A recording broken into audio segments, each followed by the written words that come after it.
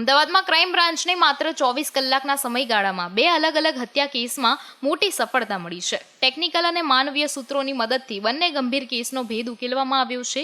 પ્રથમ કેસમાં વર્ષ 2017માં સાબરમતી રિવરફ્રન્ટ ખાતે થયેલા એક મૃત્યુને શરૂઆતમાં અકસ્માત માનવામાં આવ્યો હતો, પરંતુ લાંબી તપાસ બાદ હવે તે હત્યા હોવાનું બહાર આવ્યું છે.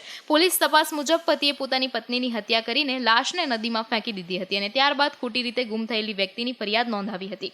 ક્રાઇમ બ્રાન્ચે આ કેસમાં મુખ્ય આરોપી મિનેશ સોલંકીની ધરપકડ કરી છે.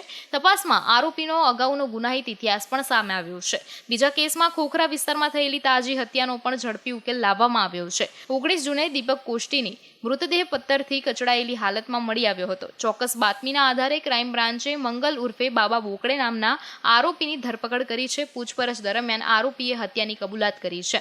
પ્રાથમિક તપાસ મુજબ દારૂના નશામાં થયેલા ઝઘડાએ આ હત્યાનું રૂપ ધારણ કર્યું હતું.